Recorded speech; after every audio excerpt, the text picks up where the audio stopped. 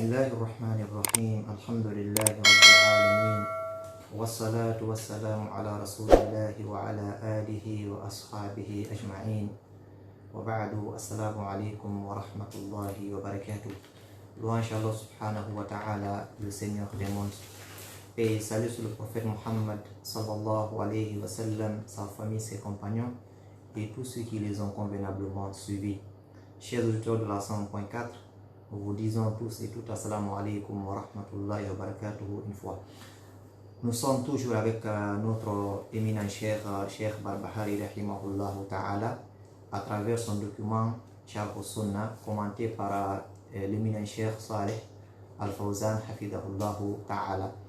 Et nous allons parler aujourd'hui du chapitre 154 de ce document, chapitre dans lequel le Cheikh nous dit وإذا أردت الاستقامة على الحق وطريق أهل السنة قبلك فاحذر الكلام وأصحاب الكلام والجدال والمراء والقياس والمناظرة في الدين فإن استماعك منهم فإن لم تقبل منهم يقدح الشك في القلب وكفى به قبولا فتهلك وما كانت زندقة قط ولا بدعة ولا هوى ولا ضلالة إلا من الكلام والجدال والمراء والقياس وهي أبواب البدعة والشكوك والزندقة.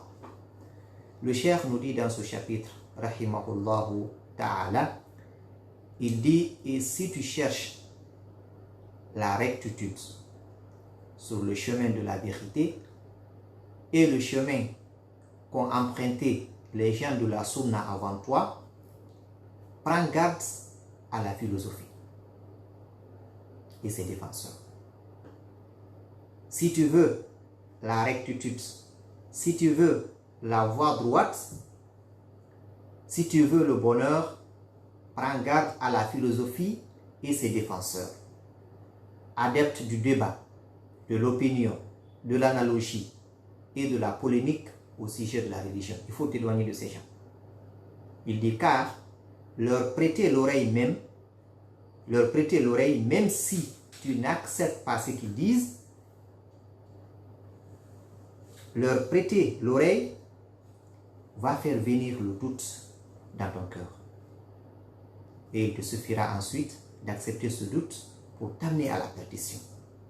Ce qui fait qu'il ne faut pas les écouter. Il dit, ce ne fut pas de l'hérésie, ni de l'innovation, ni de la passion, ni de l'égarement avant qu'il y ait tous ces débats. Avant ces débats, il n'y avait pas d'égarement. Au temps du prophète sallallahu alayhi wa sallam et de ses compagnons, il n'y avait pas ces débats. Donc il n'y avait pas cet égarement. Il n'y avait pas de l'hérésie. Il dit ses opinions et ces analogies sont venues après ces meilleures générations, celles du prophète et de ses compagnons. Il dit, et cela a ouvert les portes de toutes les innovations, de doute et de l'hérésie. Cheikh Fawzan a commenté ce chapitre. Il dit, من فتن أهل الضلال أنهم جلبوا علم الكلام والجدل وعلم المنطق وجعلوه الأدلة والبراهين التي يعتمدون عليها في عقيدتهم وتركوا الكتاب.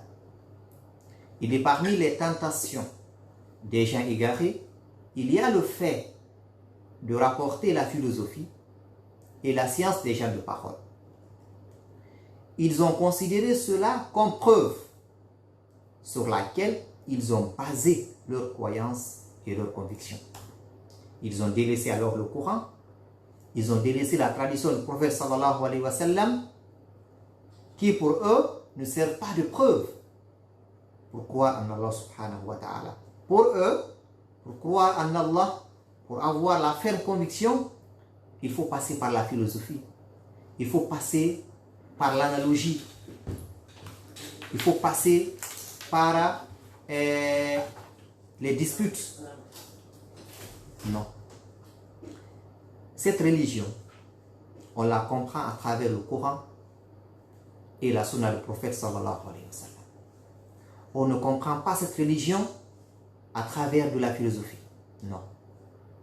Plutôt à travers le Coran, à travers les paroles du prophète sallallahu alayhi wa sallam et par la meilleure compréhension, qui est celle de la meilleure génération. Vous savez, cette religion, elle vient d'Allah subhanahu wa ta'ala. Elle ne vient pas d'une personne. Le prophète était un transmetteur. C'était un messager. Ce n'est pas lui qui légiférait. Cette religion vient d'Allah subhanahu wa ta'ala. Il a fait descendre sur son prophète Muhammad sallallahu alayhi wa sallam qu'il avait choisi. Et celui-ci nous a explicité, nous a expliqué ce qu'Allah subhanahu wa ta'ala veut, ce qu'il agrée, ce qu'il va accepter. Il nous a expliqué ce qu'Allah subhanahu wa ta'ala déteste, ce qu'il n'aime pas. Alors, pour comprendre cette religion, il faut passer par ce chemin. Il faut passer par le prophète et ses compagnons. Le prophète est venu transmettre cette religion à une génération qui fut la meilleure d'ailleurs. Khayrul quruni qarni. Il dit la meilleure génération est celle de ma génération. Et la mienne. Alors, pour comprendre cette religion, il faut passer par la compréhension du prophète et de ses compagnons. Il n'y a pas autre chemin, chers musulmans. Si tu comprends cette religion en ta manière, sache que tu es égaré. Sache que tu as dérouté. Sache que tu as quitté le bon chemin. Il n'y a pas de doute en cela. Tu ne peux pas inventer une religion. La religion, c'est ce qu'Allah subhanahu wa ta'ala aime. Et on ne peut pas le savoir si Allah ne nous dit pas. Alors Allah nous l'a dit à travers son prophète sallallahu alayhi wa sallam. Il l'a envoyé pour qu'il soit suivi. On doit donc comprendre ce Coran, comprendre cette religion, comprendre la sunna à travers ce grand prophète, à travers ses compagnons, radiyallahu anhum ajma'in. Nous devons savoir que la philosophie n'a pas de place dans l'islam. L'islam, c'est le Coran et la sunna. L'islam, c'est le Coran et la sunna. Et ces deux sont compris, comme je l'ai dit, par la compréhension des salaf, des pieux prédécesseurs, des gens qui ont vécu avec cette révélation, des gens qui ont vécu cette révélation, des gens qui l'ont mis en pratique au vivant du prophète sallallahu alayhi wa sallam. Le prophète les enseignait et il mettait en pratique devant lui. Il les observait, il corrigeait. Donc, on doit comprendre ce Coran, on doit comprendre cette sunna à travers la compréhension de ces gens qui sont les compagnons du prophète Muhammad sallallahu alayhi wa sallam. Et ne polémique au sujet des versets du Coran que des gens qui ont mécru. Les polémiques dans le Coran, c'est pour des gens égarés. Allah subhanahu wa ta'ala nous dit, il dit, ma yujadilu fi ayati Allahi illa alladhina kafaru. Fala yaghurka taqallubuhum fil bilad. Naam. Il dit, il n'est que les mécréants qui disputent au sujet des signes d'Allah, au sujet des versets d'Allah. Il dit que leurs multiples activités dans le pays ne te leur point. Donc, ceux qui disputent au sujet du Coran, ceux qui se posent des questions, est-ce le Coran est une parole d'Allah? Est-ce le Coran a été créé ou pas? Ce sont des gens égarés. Ceux qui se posent des questions, est-ce que ce Coran sert de yaqin, de la certitude ou non? Ils se posent des questions, est-ce que ceux-ci sont ceux qu'Allah a qualifiés de mécréants dans ce verset. Il dit et ne dispute au sujet des signes d'Allah, au sujet des versets d'Allah, que des gens qui ont mécru. Illa alladhina kafaru. Donc, le musulman doit faire beaucoup attention. Il doit se ressaisir il doit s'appuyer sur la compréhension du prophète et de ses compagnons pour avoir l'essence du Coran, pour comprendre l'essence des versets du Coran. Nous devons croire avec fermeté et sans aucun doute que le Coran, Kalamullah, wa laysa bi makhlouq, c'est la parole d'Allah, incréée. Elle n'a pas été créée. C'est une parole, c'est la parole d'Allah subhanahu wa ta'ala. Donc, n'écoute pas de la philosophie, n'écoute pas les gens de débat, n'écoute pas les gens qui polémiquent, les gens de l'analogie, plutôt approche-toi aux gens de science, les gens qui ont compris ce Coran, les gens qui suivent la sunna pas à pas, les gens qui ont accepté, qui se sont soumis, qui ont accepté l'islam qui est la soumission. Des gens qui ont ici réuni toutes les conditions de la shahada, la ilaha illallah, qui sont al-ilm wal-yaqid wal-qaboul wal-inqiyad wal-sidq wal-ikhlas wal-mahabba. Toi qui dis la ilaha illallah, tu dois savoir que cette parole, la ilaha illallah, a des conditions qu'il faut remplir. Et parmi ces conditions, il y a la soumission, il y a le fait d'accepter, il y a le fait de se soumettre, d'accepter les principes d'Allah subhanahu wa ta'ala sur toi. Il y a la sincérité. Et lorsque tu es sincère dans cette religion, tu ne vas pas vouloir innover. Tu ne vas pas vouloir de la place pour dire que moi aussi, c'est ce que j'ai fait, ça vient de moi. Donc c'est comme ça que j'ai compris, pour avoir des adeptes, pour avoir des gens derrière toi. Non. Tu ne veux pas cela. Tu veux l'agrément d'Allah subhanahu wa ta'ala dans tout ce que tu fais. Ce n'est pas ce n'est pas la quantité qu'il faut voir, mais plutôt la qualité. Tout ce que tu fais dans la religion, tout ce que tu comprends dans cette religion, si cette pratique ou cette compréhension ne sont pas conformes à la pratique et à la compréhension du prophète, sache que pour toi là, c'est pas bon. Le messager nous dit, quiconque fait un acte dans cette religion qui n'a pas été autorisé par Allah et son messager, son acte lui sera rejeté. Nous connaissons bien ces deux hadiths, ces deux versions. Il faut donc faire beaucoup attention.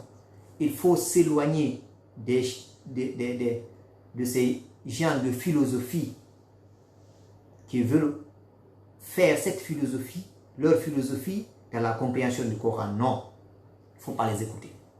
Il ne faut pas les écouter. Il faut plutôt chercher les savants ar-Rabbaniyoun, des vrais savants, des savants qui ont compris ce Coran, des savants qui ont compris la sunna, et apprendre avec eux. Ceci est très important.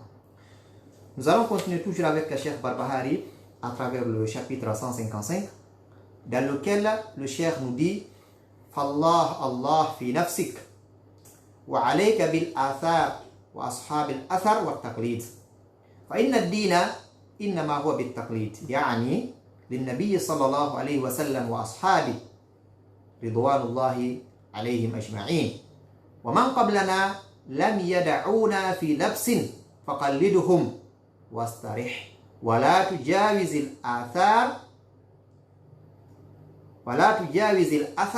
وأهل الأثر. C'est une suite logique. Quand on dit de ne pas suivre tel ou tel, on doit nous montrer qui alors suivre. C'est ce qu'a fait ici Cheikh Barbahari rahimahullah ta'ala. Il dit et est toujours Allah à l'esprit. Allah, Allah. Et accroche-toi aux textes et aux gens qui suivent ces textes, qui sont le Coran et la Sunna ici. Quand on dit texte ici, on fait allusion au Coran et à la Sunna du prophète sallallahu alayhi wa sallam. Il dit accroche-toi aux textes et aux gens qui suivent ces textes avec précision. Il dit car la religion entière est un suivi pas à pas, c'est-à-dire du prophète sallallahu alayhi wa sallam et de ses compagnons, qu'Allah les a pris tous. Il dit, et certes, ceux qui nous ont précédés ne nous ont pas laissés dans le flou. Alors suis-les, apaise-toi à cela, ne cherche pas à dépasser les textes et les gens qui s'y attachent. Voilà la réussite. C'est là où se trouve le bonheur. Et le cheikh nous a parlé ici de at-taqlid. At-taqlid, c'est le fait d'imiter quelqu'un, le fait de suivre, d'imiter les actes, les actions d'une personne. Et Cheikh Fawzan ici, il dit al-murad bit-taqlid al-ittiba. Ce qui est voulu par l'imitation ici, c'est le suivisme, le fait de suivre la personne, le fait de suivre les champs de science et de droiture. Ce qui est voulu ici. Il dit comme cela est indiqué dans le verset qui dit وَالَّذِينَ اتَّبَعُوهُمْ بِإِحْسَانٍ. Dans ce verset de la sourate At-Tawbah, Allah nous dit, il dit les tout premiers persécuteurs parmi les émigrés, al-muhajirin, et les ansar, c'est-à-dire les alliés, ainsi que ceux qui les auront suivis. وَالَّذِينَ اتَّبَعُوهُمْ. Donc c'est ce qui est voulu ici par at-taqlid du Cheikh Barbahari rahimahullah ta'ala. Il dit ainsi que ceux qui les suivront ou ceux qui les auront suivis sur la voie du bien. Allah les agréera comme il l'agréera.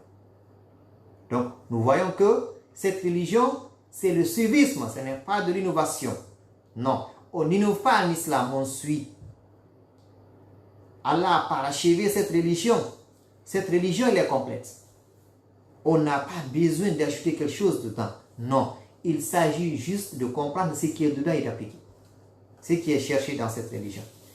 Et Allah nous dit dans un second verset, il dit وَاتَّبَعَتُ مِلَّةَ آبَائِ إِبْرَاهِيمَ وَإِسْحَاقَ وَيَعْقُوبَ. Parlant ici de Youssouf, Allah dit j'ai suivi. Là c'est Youssouf qui parle, il dit j'ai suivi la religion de mes ancêtres. Vous voyez, j'ai suivi. Il n'a pas dit j'ai inventé.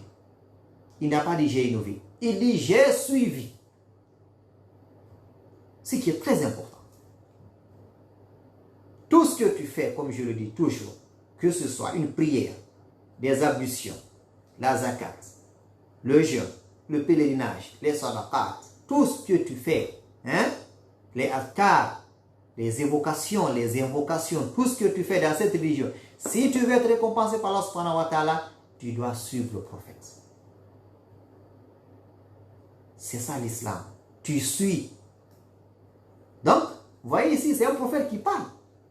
Il dit, j'ai suivi la religion de mes ancêtres, Abraham, Ishaq et Jacob. Et Cheikh Fawzan dit ici, Fahada ittiba'un. Ceci est du suivisme. Imiter, suivre quelqu'un dans la bonne voie est mahmoud, est très louable. Mais imiter de manière aveugle, sans aucune preuve, suivre quelqu'un sans chercher à savoir si cette personne est sur la vérité ou pas, cela est détesté. Et ce que font la plupart des gens, ils suivent certaines personnes sans pour autant savoir est-ce que ces derniers ou ces dernières sont sur la vérité. Est-ce que ce qu'ils disent est fondé? Non, ils le suivent parce qu'ils l'aiment, parce qu'ils peut-être soit de la même famille, de la même communauté, de la même langue ou autre. Non, ce n'est pas cela l'islam. L'islam, c'est la vérité. Et Cheikh Fawzan ici, il a catégorisé le fait d'imiter, l'imitation. Et il les a mis en deux types. Il dit, Premièrement, تقليد بمعنى الاتباع على الحق وهذا محمود. وثانيا تقليد من غير دليل ومن غير معرفة من غير معرفة ما عليه المقلد من حق أو باطل. Il dit وهذا هو المذموم. Il dit l'imitation est de deux sortes. Imiter au sens de suivre sur la vérité, c'est-à-dire suivre la vérité, suivre quelqu'un parce qu'il a suivi le prophète et ses compagnons. Il dit ceci est louable. Il dit deuxième catégorie, c'est imiter sans preuve, sans savoir si celui que l'on imite est sur la vérité ou pas. Il dit celle-ci est détestable. Alors nous prenons la première. Nous imitons, nous prenons les paroles des gens parce que ces paroles sont fondées sur le Coran et la Sunna. Pas parce qu'on les aime, non, c'est parce que ces paroles sont fondées sur de la vérité. Nous délaissons les paroles des autres parce que ces paroles ne sont pas fondées sur la vérité. Et la vérité reste et demeure le Coran et la Sunna. Il n'y a pas autre vérité que ces deux. Tout ce qui contredit le Coran et la Sunna est du batil. C'est du batil, c'est du néant. C'est du néant. Et enfin, le Cheikh Barbahari dans ce chapitre dit, il dit certes, ceux qui nous ont précédés, il parle ici du prophète et de ses compagnons, il dit ceux qui nous ont précédés ne nous ont pas laissés dans le flou. Non. Ils ont explicité cette religion. Ils l'ont mis en pratique. Ils l'ont détaillé. Donc, ces gens ne nous ont pas laissés dans le flou. Le prophète et ses compagnons, qui sont, et comme je l'ai dit, la meilleure génération, ils ont plutôt explicité cette religion, ils l'ont enracinée, ils l'ont rédigée. Ceux qui sont venus après eux l'ont mis dans des livres, dans des couteaux. On a par exemple le livre de Bukhari, de Muslim, les 4 Sunan, et tant d'autres livres. On a le livre de Muwatta, de Musnad Ahmad. Donc ces gens ont travaillé pour cette religion. Ils ont cherché à savoir quels sont les hadiths authentiques. Ils les ont mis dans des documents pour nous. Alors, ne perdons pas du temps à faire de la philosophie dans cette religion. Plutôt, prenons ces documents et approchons-nous des savants qui ont compris ces documents et apprenons cette religion. C'est comme ça que l'islam fonctionne. Qu'Allah leur fasse miséricorde. Ne dépassons pas les gens de texte, c'est-à-dire les Ahlul Hadith. Les Ahlul Hadith, les gens qui ont suivi la sunna du prophète, sont eux le groupe sauvé. Lorsqu'on a demandé à Imam Ahmad quel est le groupe sauvé, Al-Fiqatu Najiyya, man hum, il dit illam yakunu ashab al-hadithi fala adri man. Quand on l'a demandé, quand on l'a posé la question, qui sont les gens qui sont sauvés, le groupe sauvé, il dit si ce ne sont pas les gens du hadith, alors je ne sais pas qui sont. Qui sont ces gens? Voulant dire que le groupe sauvé sont des gens de hadith, sont des gens qui ont suivi la sunna. Et sans doute, celui qui suit la sunna suit le Coran. Et celui qui suit correctement le Coran suit la sunna. La sunna vient expliciter le Coran. La sunna vient mettre en pratique le Coran. Quand nous prenons par exemple la prière, Allah nous dit dans le Coran de faire la prière. Mais il n'a pas indiqué. Il s'agit de 5 prières.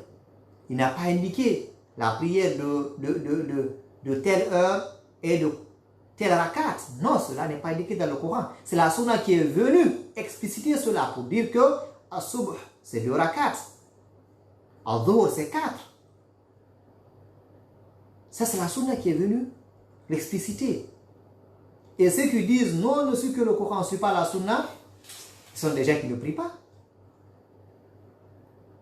Tout musulman, toute personne qui fait la prière, qui fait ses ablutions, doit forcément suivre la sunna. Cela est obligatoire.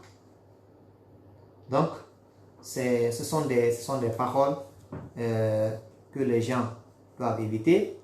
Retenons, pour finir ce chapitre, que nous devons imiter, nous devons suivre le prophète Muhammad sallallahu alayhi wa sallam. Et quand tu suis le prophète, tu es apaisé, tu es tranquille. Mais lorsque tu cherches à réfléchir, qu'est-ce que je dois innover dans cette religion? Tu te fatigues. Et enfin, tu n'es pas récompensé par Allah subhanahu wa ta'ala. Raison pour laquelle le cheikh, à la fin de ce chapitre, il dit, suivons ces gens. Et quand tu suis ces gens, tu es accusé. Tu es accusé. Wastarih, voilà, tu jawiz al-athar wal-athar. Ne dépasse pas. Ne dépasse pas les gens de la sunna. Ne dépasse pas la sunna et ses adeptes. Il faut rester derrière eux. Il faut les suivre, car en les suivant, tu vas comprendre le Coran et la sunna du prophète sallallahu alayhi wa sallam. Je rappelle que la mise en onde est assurée ici par le doyen Elhadji Karamoko Doumbouya, à Kindia par Oumar Kondé, à Peter par Abdoulaye Silla et à Kouin Patiano Madjuba. Et nous allons essayer de libérer l'antenne pour nos auditeurs. Et ceux qui ont des questions concernant ces 2 chapitres, soyez les bienvenus. Les numéros sont 623 62 203, 655 55 10 55, 669 88 46 46. Vous nous appelez à travers ces numéros. Si vous avez des parties qui sont un peu floues concernant ces 2 chapitres, on va essayer de revenir là-dessus, Inch'Allah. 623 62 203, 655 55 10 55, 669 88 46 2 fois. Salam alaikum. Voilà. Fait signe qu'il n'est pas encore là. Donc, je disais que ces 2 chapitres nous ont enseigné 2 choses. La première, il ne faut pas faire de la philosophie dans cette religion. Non. Il ne faut pas suivre les gens de débat. Les gens qui polémiquent au sujet des versets d'Allah. Non. Ceci est très important. Le 2e chapitre nous a parlé ici de suivre le prophète. Salam alaikum. Wa alaikum salam wa rahmatullah. Votre nom, vous nous appelez d'où? Alors, salam alaikum. Wa alaikum salam wa rahmatullah. Quel est votre nom? Vous nous appelez d'où? Yaya Diawara de Makambo. Nam Diawara, allez-y. Bienvenue. Oui, c'est notre prophète alayhi salatu wa salam nous avait dit. Nam. Je vous laisse 2 choses qui sont très lourdes. Oui. Mais d'autres est grâce plus que l'autre.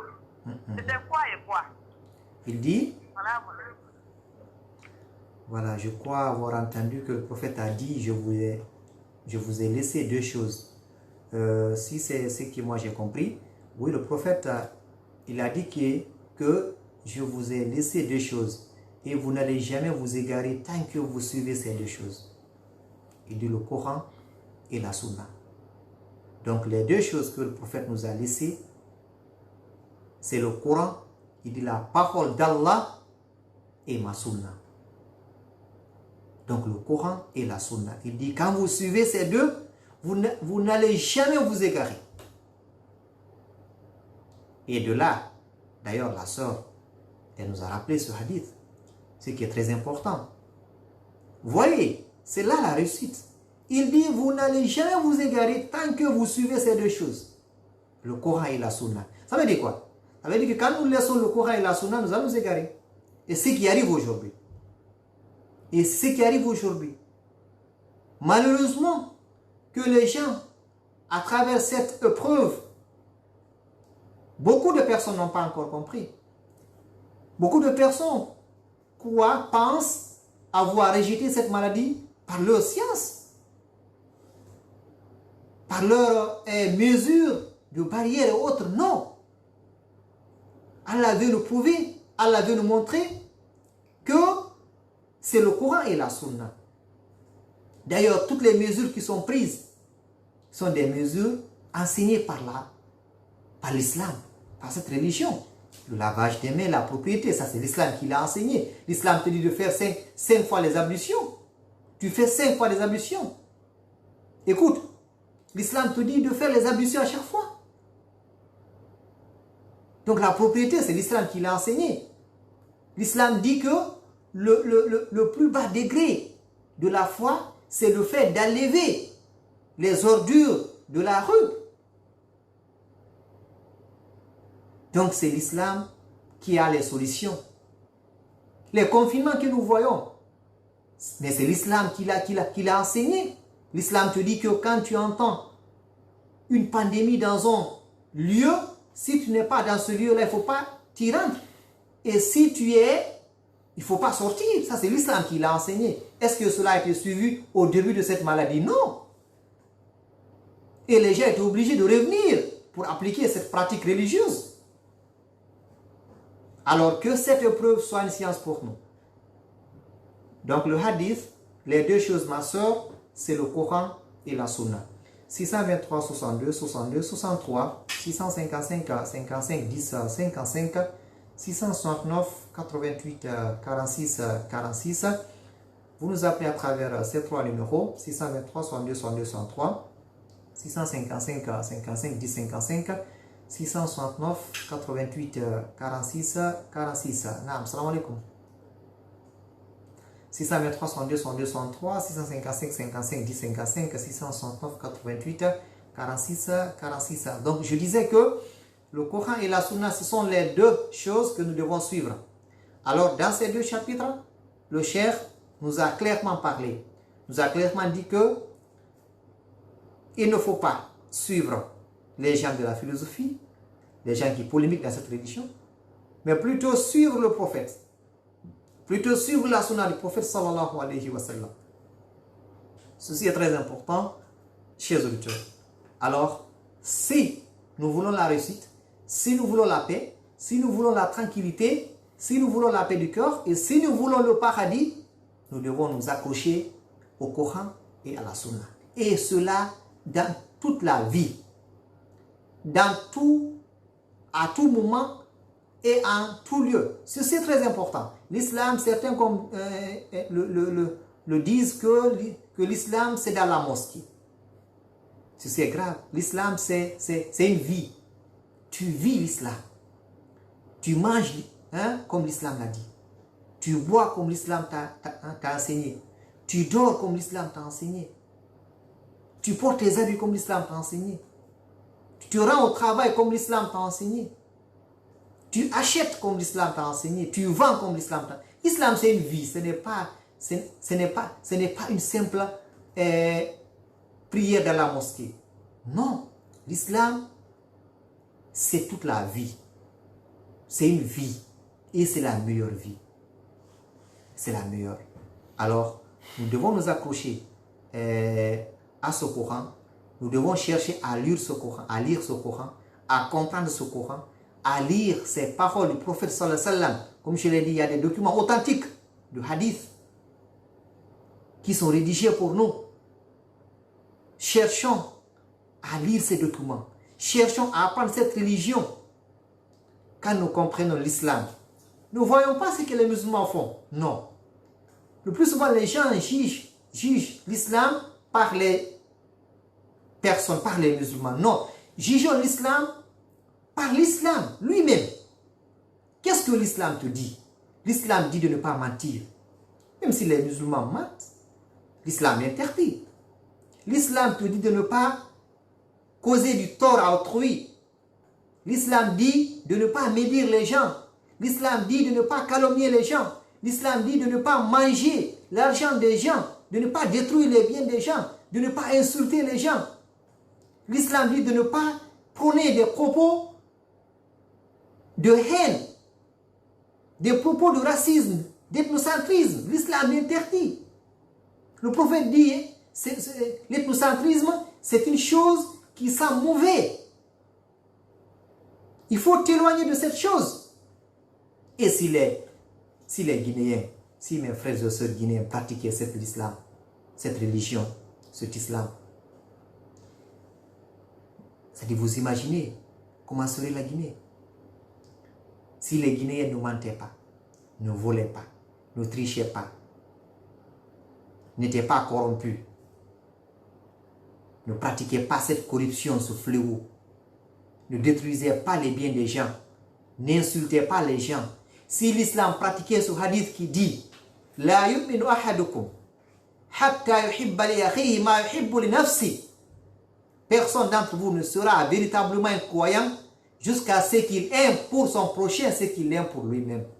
Et les Guinéens, est-ce que nous sommes comme ça? Aimes-tu pour ton prochain, pour ton voisin, ce que tu aimes pour ta personne?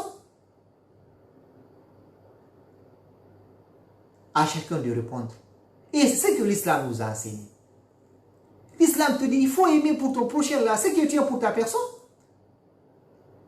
Est-ce que tu aimes que tu sois insulté? Non. Alors n'insulte pas.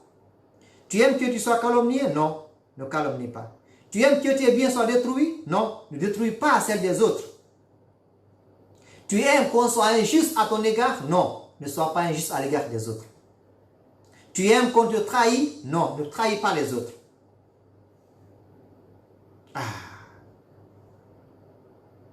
C'est ça l'islam.